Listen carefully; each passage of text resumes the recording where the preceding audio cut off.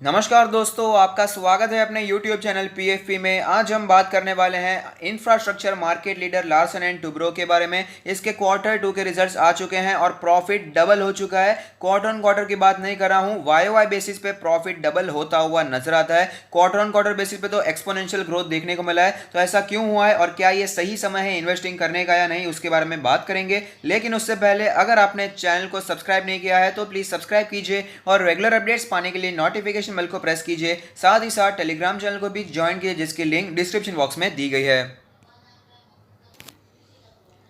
सबसे पहले फायदे की बात कर लेते हैं, यानी कि डिविडेंड की बात कर लेते हैं। इस बार बोर्ड ऑफ डायरेक्टर्स ने तगड़ा डिविडेंड दिया है। स्पेशल डिविडेंड दिया है 18 रुपीज पर इक्विटी शेयर का, जो कि ऑफकोर्स शेयर होल्डर्स के लिए बहुत ही अच्छी बात है। और जो पेमेंट के लिए जो रिकॉर्ड डेट फिक्स की गई है वो है नवंबर 2020 की। हम देखने वाले हैं एल&टी के कॉन्सोलिडेटेड फाइनेंशियल रिजल्ट, जहां पर सारे फिगर्स रुपीज इन करोड़ में दिए गए हैं। तो सबसे पहले टोटल इनकम के बारे में बात कर लेते हैं। तो जो टोटल इनकम इस क्वार्टर में हमें देखने को मिलती है वो है 31,593 करोड़ की, जो कि of course quarter on quarter basis पे तो परफॉर्मेंस ऊपर जाता हुआ नजर आएगा। लेकिन अगर बात करें इसके वाई परफॉर्मेंस के बारे में, तो पिछले साल के मुकाबले यानी कि सितंबर 2019 के मुकाबले अभी भी परफॉर्मेंस हमें नीचे जाता हुआ नजर आता है। लेकिन अगर बात करें इसके नेट प्रॉफिट के बारे में, तो नेट प्रॉफिट तगड़ा देखने को मिल रहा है। नेट प्रॉफिट जो निकल कर आता है वो है 5,823 करोड़ का, जो कि क्वार्टर ऑन क्वार्टर बेसिस पे 10 गुने से भी ज्यादा बढ़ चुका है। पिछले क्वार्टर में तो स्थिति हम सभी को पता है, बहुत ही लॉकडाउन वाला सिचुएशन था। कोविड-19 की वजह से सारे कामकाज यहां पर बंद हो चुके थे। तो सिर्फ और सिर्फ 550 करोड़ के आसपास का प्रॉफिट पिछले क्वार्टर में देखने को मिला था। तो इसके हिसाब से तो 10 टाइम्स यहां पर हमें प्रॉफिट बढ़ता हुआ नजर आया है, उससे भी ज्यादा बढ़ता हुआ नजर आया है। लेकिन अगर बात करें ईयर ऑन ईयर बेसिस के बारे में, तो यहां पर भी एक्सपोनेंशियली तो नहीं, लेकिन डबल तो हो ही चुका है प्रॉफिट। 2,770 करोड़ का प्रॉफिट देखने को मिला था, जिसके मुकाबले डबल से भी ज्यादा हमें प्रॉफिट होता हुआ नजर आता है। तो वाई बेसिस और क्वार्टर ऑन क्वार्टर बेसिस दोनों के हिसाब से काफी ज्यादा हमें यहां पर ग्रोथ देखने को मिल रही है। लेकिन हमने देखा कि इसका जो टोटल इनकम था वो तो इतना बढ़ता हुआ नजर नहीं आया था। तो क्या है वो रीजन जिसके कारण इतनी ग्रोथ हमें यहां पर प्रॉफिट में देखने को मिल रही है, वो भी समझना बहुत ही ज्यादा जरूरी है। तो आप देख पाएंगे net profit after tax from discontinued operations, यहां पर 8,146 करोड़ का हमें गेन देखने को मिल रहा है। तो ये सिर्फ और सिर्फ एक वन टाइम गेम है, ये हमेशा नहीं होता है। वन टाइम गेन है, यहाँ पर रोज बरोज हमें 8,000 करोड़, हर क्वार्टर में 8,000 करोड़ का फायदा नहीं होने वाला है। तो इसे समझना बहुत ही ज्यादा जरूरी है। तो कहां से आया है ये वन टाइम प्रॉफिट, उसे भी जान लेते हैं। The group concluded the disinvestment of its electrical and automation, यानी कि E&A business to Schneider Electric SE। तो इसने अपना बिजनेस बेच दिया है।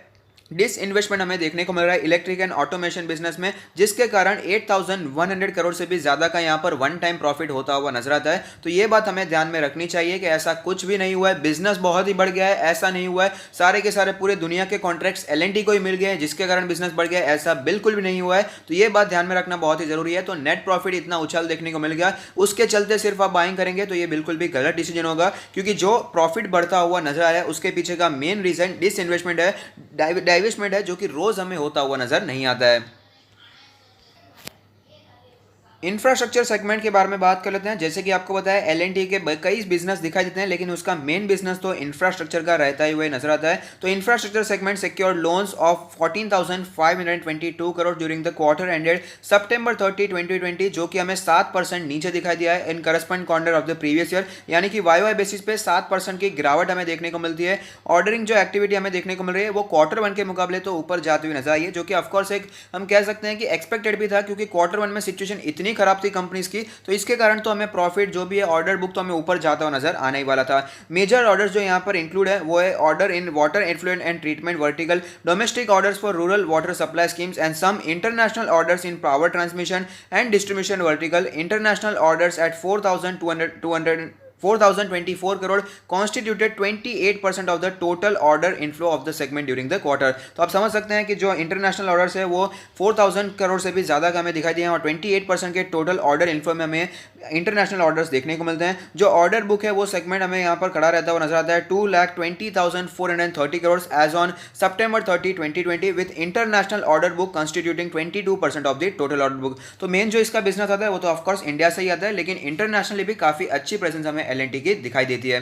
तो ओवरऑल अगर रिजल्ट्स की बात करें तो बहुत ही धमाकेदार रिजल्ट्स तो इसे मैं नहीं कहूंगा, लेकिन जो प्रॉफिट ऊपर गया है वो एक डिवेस्टमेंट के कारण गया है, जो कि हर क्वार्टर में हमें होता हुआ नजर नहीं आएगा। ये वन टाइम प्रॉफिट है, लेकिन अच्छी बात है प्रॉफिट हुआ है, लॉस तो नहीं हुआ, ये तो ऑफकोर्स अच्छी बात रहने ही वाली है। और शेयर होल्डर्स के लिए भी एक पॉजिटिव बात है कि डिविडेंड भी 18 रुपए का दिया है, जो कि ऑफकोर्स शेयर होल्डर्स के लिए तो बहुत ही अच्छी बात यहाँ पर साबित हो रही है। और जो ऑर्डर बुक है वो भी ठीक ठाक दिखाई दे रहा है, बहुत ही अच्छा ऑर्डर बुक तो इसे हम नहीं कह पाएंगे, लेकिन इसका जो ऑर्डर बुक भी दिखाई देता है वो भी ठीक ठाक हमें दिखाई देता है। तो ओवरऑल अगर बात करें रिजल्ट्स के बारे में तो बहुत ही अच्छे रिजल्ट्स नहीं कह पाएंगे, लेकिन ओवरऑल ठीक ठाक रिजल्ट्स दिखाई दे रहे हैं। जिस हिसाब से अभी फिलहाल समय चलता हुआ नजर आता है, जो हिसाब से कोविड-19 की सिचुएशन बनी हुई है, जो लेबर्स के प्रॉब्लम्स पहले कुछ दिनों में हमें देखने को मिले थे, उस हिसाब से फिर भी अच्छे रिजल्ट्स L&T ने पोस्ट किए हैं। तो आप देख सकते हैं L&T एक लार्ज कैप कंपनी है जिसका मार्केट कैप 1,37,000 करोड़ के आसपास का है। लास्ट ट्रेडेड प्राइस है 982 रुपीज, जो कि हमें फ्लैट दिखाई दिया है, जबकि मार्केट में आज गिरावट देखने को मिली थी। रिटर्न्स के प्रोफाइल के बारे में बात करें तो 1 वीक में ऑलरेडी 6% ऊपर निकल चुका है। 1 मंथ के बारे में बात करें तो 10% के पॉजिटिव रिटर्न्स देख दिए हैं। अगर बात करें इसके 1 ईयर के रिटर्न्स के बारे में तो अभी भी ज़्यादा भागा हुआ स्टॉक नहीं है, 32% के नेगेटिव रिटर्न्स देखने को मिल रहे हैं। 5 ईयर्स के बारे में बात करें तो आप देख पाएंगे फ्लैट रिटर्न्स है, 1% के नेगेटिव रिटर्न्स ही देखने को मिलते हैं। 5 ईयर में भी ज़्यादा पॉजिटिव रिटर्न्स हमें देखने को नहीं मिले हैं। अगर बात करें इसके की मेट्रिक्स के बारे में तो पी रेशियो कैलकुलेट होकर आता है 14.44, जबकि सेक्टर का पी रेशियो 27.56 है, तो सेक्टर के मुकाबले काफ़ी सस्ते वैल्यूएशन पे अवेलेबल है। प्राइस टू बुक रेशियो की बात करें तो वो है 1.77, जबकि सेक्टर का प्राइस टू बुक 2.8 दिखाई देता है, तो सेक्टर के मुकाबले भी काफी सस्ता दिखाई दे रहा है प्राइस टू बुक रेशियो में भी। डिविडेंड यील्ड के बारे में बात करें तो सेक्टर का डिविडेंड है 1.41, जबकि L&T का 1.83% हमें दिखाई देता है। तो आप देख पाएंगे इंफ्रास्ट्रक्चर का अनडिस्प्यूटेड मार्केट लीडर है, फिर भी आपको सस्ते वैल्यूएशन पे हमें यहाँ पर दिखाई दे रहा है, और डिविडेंड डील भी काफी अच्छा हमें दिखाई देता है। अगर बात करें इसके फाइनेंशियल ट्रेंड के बारे में तो ट्रेंड ऊपर जाता हुआ नजर आता है। आप देख पाएंगे 2017 में 1.11 लाख करोड़ का, 1000 करोड़ से नहीं लाख करोड़ का रेवेन्यू देखने को मिला था, जो कि बढ़कर 2020 में 1.48 लाख करोड़ हो चुका है। प्रॉफिट्स के बारे में बात करें तो वो भी लगातार बढ़ते जा रहे हैं, 0.06 लाख करोड़ से बढ़कर 0.09 लाख करोड़ हो चुके हैं, जो कि ऑफ कोर्स कंपनी के लिए अच्छी बात है। जनरली अगर बात करें कंस्ट्रक्शन इंफ्रास्ट्रक्चर सेगमेंट के बारे में तो इतने अच्छे रिटर्न्स यहां पर कभी भी देखने को नहीं मिलते हैं। ट्रेंड यहां पर एकदम साफ सुथरा ऊपर जाता हुआ कभी भी देखने को नहीं मिलता है, लेकिन फंडामेंटली काफी साउंड कंपनी है, स्ट्रॉन्ग कंपनी है और अनडिस्प्यूटेड मार्केट लीडर है। इसी के कारण इसका फाइनेंशियल ट्रेंड काफी अच्छा हमें दिखाई दे रहा है। अगर बात करें इसके आज के डिलीवरी परसेंटेज के बारे में तो आप देख पाएंगे 48.98% की डिलीवरी देखने को मिल रही है, जो कि काफ़ी ज़्यादा स्ट्रॉन्ग डिलीवरी दिखाई देती है। तो अब चलते हैं चार्ट्स पर, वहां पर कैसी सिचुएशन बनी हुई है उसके बारे में भी बात कर लेते हैं।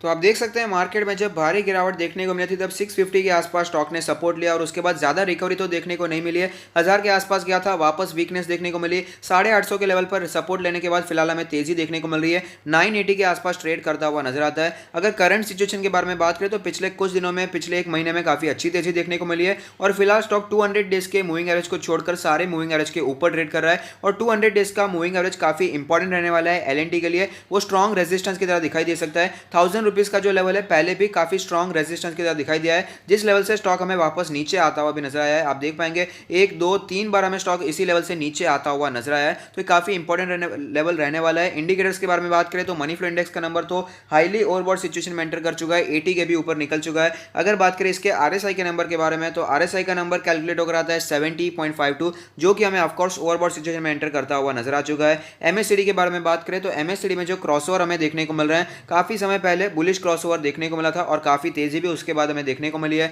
बॉलिंजर बैंड के बारे में बात करें तो बॉलिंजर बैंड के लोअर बैंड के आसपास सपोर्ट लेने के बाद काफी अच्छी तेजी देखने को मिली। अपर बैंड के ऊपर काफी ज्यादा हुआ नजर आता है। अपर बैंड का लेवल है 973 का लेवल, मीडियन है 915 का लेवल, लोअर बैंड है 857 के आसपास का लेवल। पिवट पॉइंट्स के बारे में बात करें तो पिवट लेवल कैलकुलेट होकर आता है 905 का लेवल। एक रेजिस्टेंस इसने ऑलरेडी तोड़ दिया जो कि 967 का लेवल। उससे ऊपर अगर पिवट्स की बात करें तो 1033 के आसपास दूसरा पिवट्स रेजिस्टेंस हमें दिखाई देता है। सपोर्ट के बारे में बात करें तो 839 का पिवट सपोर्ट दिखाई दे रहा है। अब चलते हैं इसके ऑल टाइम चार्ट पर, जहां पर एक कैंडल 1 मंथ को रिप्रेजेंट करेगी, जिससे हमें पता चलेगा कैसी मूवमेंट स्टॉक में बनी हुई है। तो आप देख पाएंगे अपमूव तो देखने को मिलता है, लेकिन काफी वॉलेटाइल अपमूव देखने को मिलता है, क्योंकि इंफ्रास्ट्रक्चर वाला स्टॉक है, कंस्ट्रक्शन वाला स्टॉक है, ऐसा ही हमें यहां पर होता हुआ नजर आता है। और आप देख पाएंगे काफी वॉलेटाइल सिचुएशन देखने को मिलती है। तो इसमें जब भारी गिरावट देखने को मिले तभी यहां पर इन्वेस्टिंग करना सही रहेगा। अगर आप ऊपर के प्राइस पर ले लेते हैं तो वहां पर आपको बहुत बार वेट करना पड़ सकता है, उसके बाद ही रिकवरी यहां पर देखने को मिलती है। और फिलहाल स्टॉक काफी नीचे हमें दिखाई दे रहा है। अब देख पाएंगे 1500 के आसपास, 1500 के भी ऊपर ट्रेड करता हुआ नजर आता था,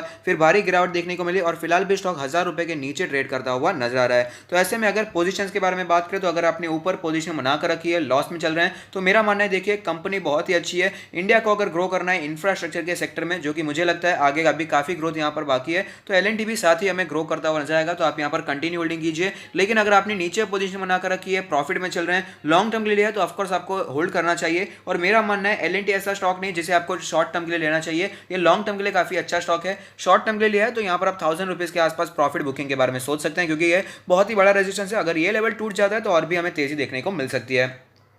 अब बात करें फ्रेश बाय के बारे में, तो मेरा मानना है कि फ्रेश बाय इसमें करने के बारे में सोचा जा सकता है। ऑफकोर्स अच्छा स्टॉक है, इसे अपने पोर्टफोलियो में ऐड किया जा सकता है। और साथ ही साथ अगर आप अपना पोर्टफोलियो हमसे रिव्यू करवाना चाहते हैं तो उसका लिंक भी हमने डिस्क्रिप्शन बॉक्स में दे दिया है। लेकिन फ्रेश बाय अगर आप सिर्फ और सिर्फ Q2 के रिजल्ट्स को देखकर कर रहे हैं कि प्रॉफिट इतना ज़्यादा बढ़ चुका है और डिविडेंड इतना ज़्यादा अच्छा आने वाला है, स्पेशल डिविडेंड मिलने वाला है, तो ये मेरे हिसाब से गलत रहेगा। ऐसा करना ये गलत डिसीजन हो सकता है। स्टॉक ऑलरेडी देखिए अच्छी तरह से यहाँ पर पॉजिटिविटी देखने को मिल चुकी है, स्पेशल डिविडेंड की बातें पहले से ही आ चुकी थी और उसमें स्टॉक में तेजी भी हमें देखने को मिल रही है। तो फिलहाल मेरा मानना है कि अगर आप सिर्फ और सिर्फ इसी रीजन की वजह से बाइंग कर रहे हैं तो वो गलत होगा। लेकिन अगर आप लॉन्ग टर्म के लिए इन्वेस्ट करना चाहते हैं तो ऑफकोर्स कर सकते हैं। जो फिलहाल के लेवल पर हमें सपोर्ट प्राइसेस दिखाई देते हैं वो 900 से करके 935 के आसपास दिखाई दे रहे हैं, तो इस लेवल के आसपास आप बाइंग करने के बारे में सोच सकते हैं। अगर आपको याद होगा तो हर वीडियो में best stocks to buy now के वीडियो में आपको रेकमेंड करता था कि एल काफी अच्छे प्राइस में मिल रहा है, यहाँ पर आप इन्वेस्टिंग करने के बारे में सोच सकते हैं। अगर आपको याद है तो कमेंट बॉक्स में यस लिखकर बता सकते हैं। तो अगर आपको ये वीडियो पसंद आता है तो लाइक कीजिए, शेयर कीजिए, कमेंट कीजिए, सब्सक्राइब कीजिए और मुझे मोटिवेट कीजिए। Thank you, stay happy, happy investing.